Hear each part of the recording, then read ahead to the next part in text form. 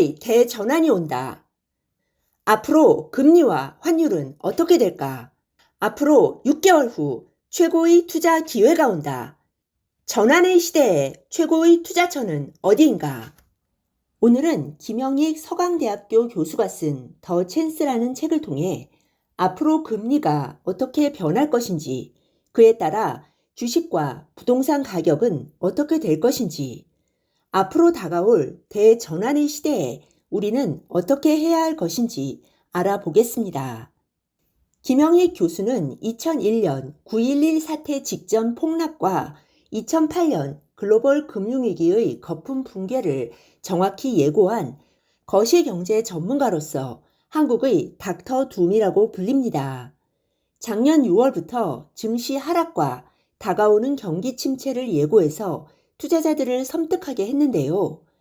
증시가 작년 말부터 하락세로 돌아서서 지금은 30% 내려앉은 상태죠.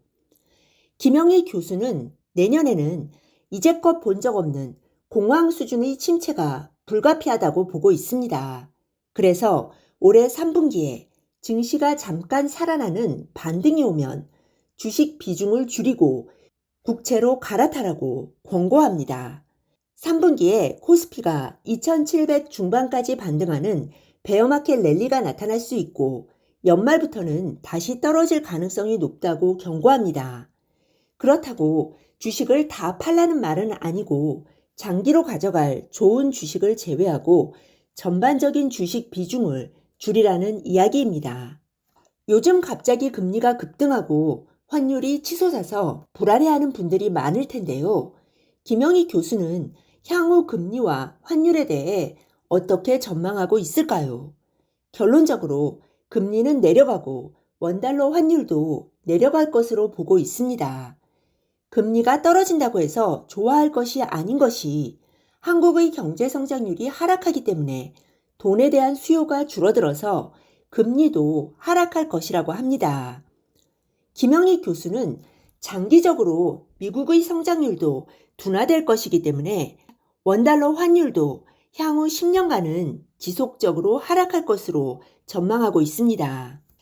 김영희 교수의 견해를 간단히 요약하자면 앞으로 10년 정도는 저성장, 저금리 시대가 온다는 것입니다.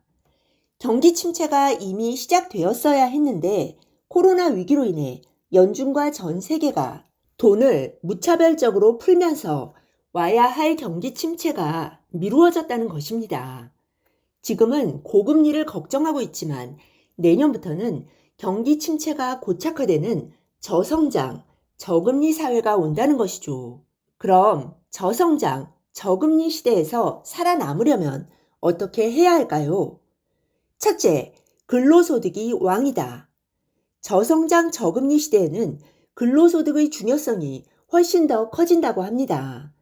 저성장, 저금리 시대에는 한 달에 10만 원만 벌어도 금융자산 1억을 가진 것과 똑같은 의미를 갖습니다. 은퇴자들도 예외가 아니라고 합니다.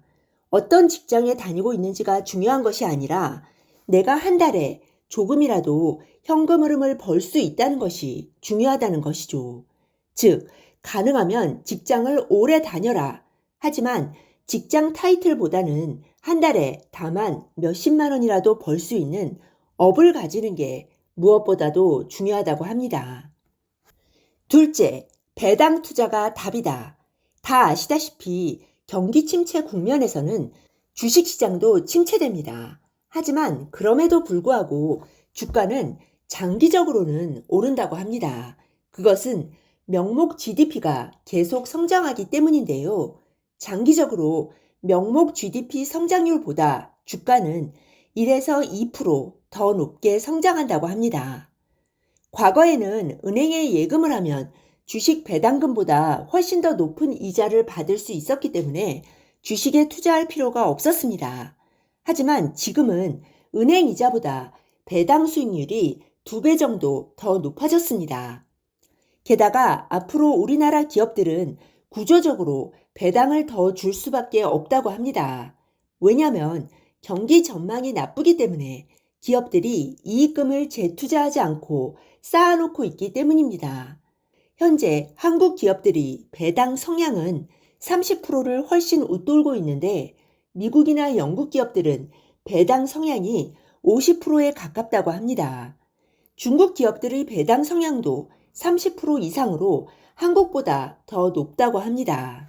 그러니 향후 경기 침체가 오더라도 배당은 줄지 않고 오히려 늘 가능성이 높다는 이야기입니다. 그래서 김영희 교수는 배당 투자는 꼭 해야 한다고 강조합니다.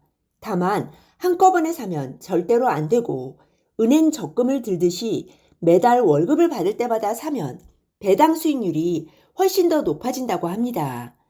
현재 KT의 배당 수익률이 매년 4%에서 5%이고 포스코도 4% 안팎입니다.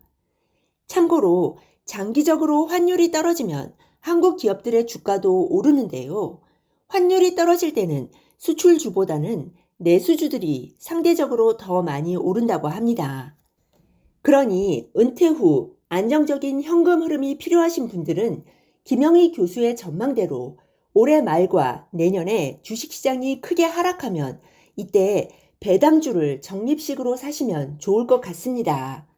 아무리 배당을 보고 주식을 산다고 해도 내가 산 가격보다 주가가 떨어지면 기분이 매우 나쁘고 불안해집니다.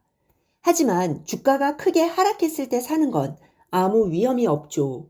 그리고 이렇게 산 배당주들은 주가 등락에 따라 굳이 팔지 말고 오래 보유하면서 현금 흐름으로 사용하면 좋을 것 같습니다. 참, 김영희 교수는 미국 주식의 거품이 한국 주식에 비해 더 심하다고 보고 있습니다. 미국 정부가 양적 완화를 하면서 주가에 거품이 발생했고 이 거품이 꺼지면 회복하기까지 아주 오랜 시간이 걸릴 것이기 때문에 미국 주식의 비중을 조금 낮출 것을 권하고 있습니다. 그리고 미국 주식에 이어 다음 거품이 발생할 곳을 아시아로 보고 있습니다. 구체적으로는 중국의 전기차 시장과 인도, 베트남 시장에 거품이 발생할 것이라고 보고 있는데요. 앞으로 거품이 발생한다는 건 주가가 크게 오른다는 의미죠. 그러니 주가가 다시 올라오려면 한동안 기다려야 하는 미국만 보지 말고 다음 거품이 발생할 아세안 지역으로 눈을 돌리라는 이야기입니다.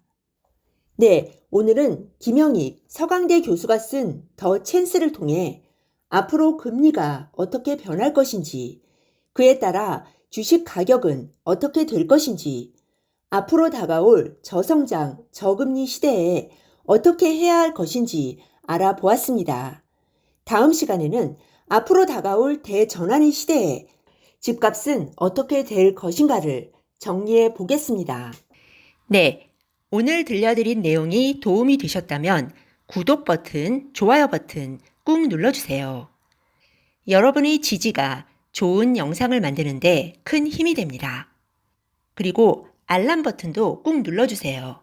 지식퀸의 새 영상이 올라오면 제일 먼저 받아보실 수 있습니다. 감사합니다. 다음에 또 만나요.